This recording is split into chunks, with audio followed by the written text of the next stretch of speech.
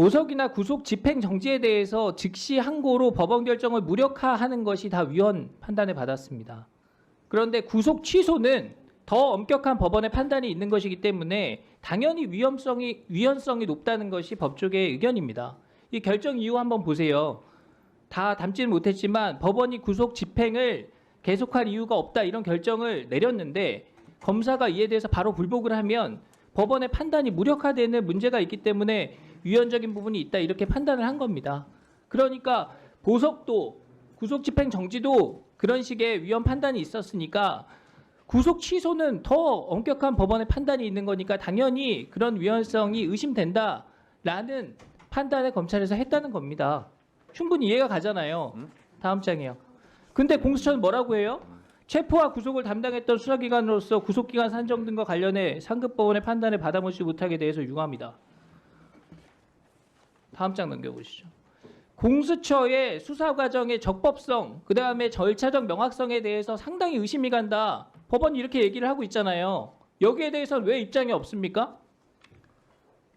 공수처 수사의 위법성이 법원에 의해서 지적이 됐으면 남 탓하기 전에 사과부터 하는 게 우선이죠. 금방 말씀드렸듯이 자, 그리고 공수처는 그동안 법원이 발부한 체포영장, 방금도 말씀하셨지만 이걸 무슨 금과옥조처럼 만능열쇠처럼 우리 수사의 적법성을 인정받은 겁니다. 이렇게 말씀해 오셨어요.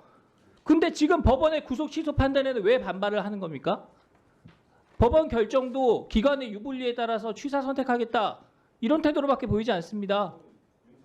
자, 의원님 말씀드릴 기회를 주세요. 예, 제가 간단히 말씀드리겠습니다. 저희가 그냥 영장이 발부되었다는 사실뿐만 아니라 지금 서부법원 2025 초기 10결정에 의하면 판사님께서 명시적으로 말씀해주고 계십니다. 지금 자, 지금 써놓고 국민이 계시냐면 공수처를 바라보는 이 차가운 시선을 제대로 확인하시기 바랍니다.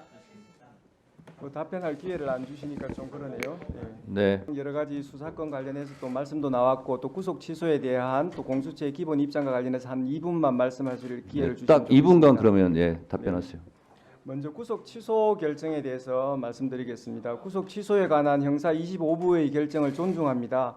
그러나 확정된 결정에 대한 평석의 자유는 허락되는 것이라고 사료되므로 이에 관하여 의견을 개진합니다.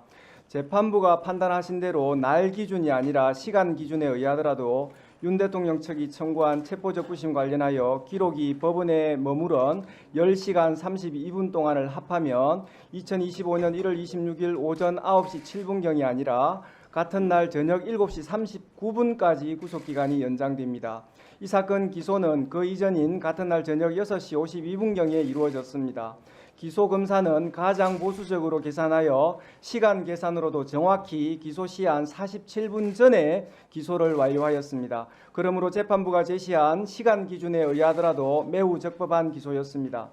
형사소송법 214조 2 제13항에 의하면 체포적부심, 구속적부심 구분 없이 기록이 법원에 머무른 기간에 대하여 구속기간에 산입하지 아니하는 것으로 명확하게 규정되어 있습니다.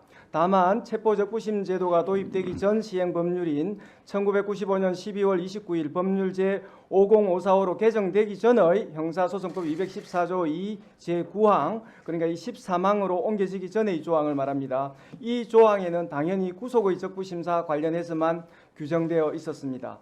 재판부는 형사소송법 214조 2 제13항 후문이 체포적부심에 적용되는지 분명하지 않다고 보아 위 10시간 32분을 전혀 고려하지 않고 구속기간을 넘겨 기소하였다고 판단하였는데 법 왜곡이 아니라 법 해석으로 평가받기 위해서는 현행 형사소송법 214조 2 13항 규정 중 어느 부분이 불분명한지에 대해서 해명되어야 한다는 생각입니다. 바로 수사권이 없는 공수처가 무리한 수사, 거기에다가 또 경호처에 제대로 된 동의 없이 3,000명이라는 강력 경찰들을 무장 경찰들을 동원해서 마치 최악의 흉악범을 체포하듯이 마치 자범처럼 도주도를 그려가면서 대통령을 현직 대통령을 조롱하고 모욕하면서 이 수사 행각을 벌였습니다.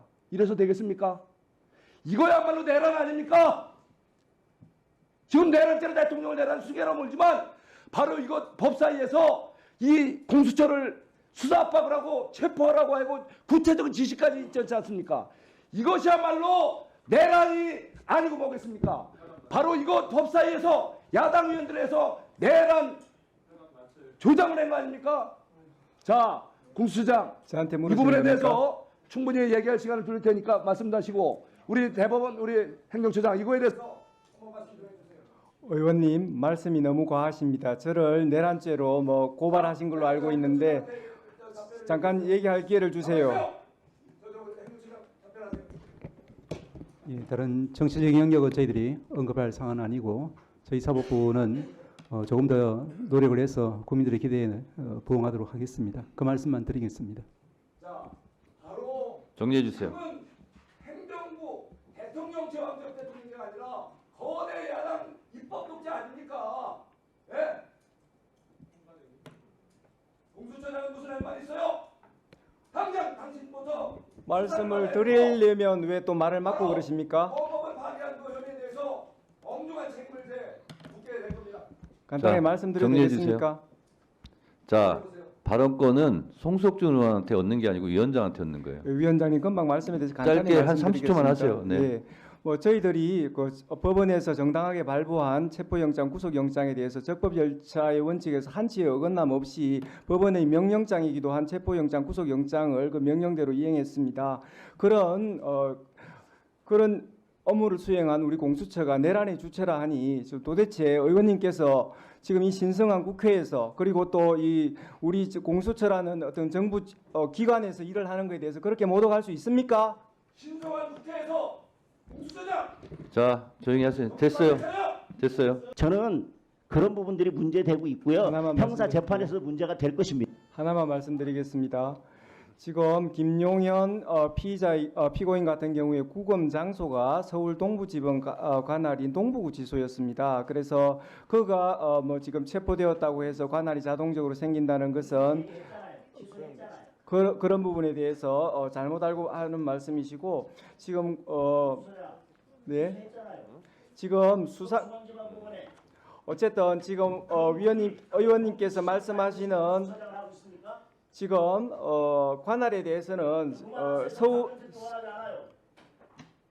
예, 그러면은 다음번에는 저한테 그 묻지 않으시는 게 좋겠습니다. 예. 잠깐만요. 저 공수처장님 1분간 답변 못한 거 하세요. 네, 지금 알아서 할게요, 저희들이 뭐 관할이나 수사권에 대해서는 서부지방법원 2025 초기 10결정에 우리 저희들 관련 사건에 대해서 수사권을 가지고 있다는 거하고 서부법원에 저희들이 관할이 있다는 거에 대해서 법원의 판사님께서 명시적으로 결정문에서 이렇게 하셨습니다. 지금 정치 공세 정도는 모르지만 지금 법사위에서 특히 지금 질문하시는 분이 부장판사까지 하셨고 또 법조인이신데 지금 서부법원의 관할을 자꾸 문제 삼는 것 자체가 자, 지금 잠깐만요. 그런 부분에 일단 대해서 법원이 들어봅시다. 명시적으로 그 관할에 대해서 결정을 하셨다는 말씀을 다시 한번 드립니다. 자, 아니 내가 지금 공수처장 보고 이 정도 법지식 가지고 공수처장 하는 건 시공이 아니에요. 궁금할 수가 있어요. 자, 법지식 없으면 공수처장 자, 이렇게 하세요. 잠깐만요.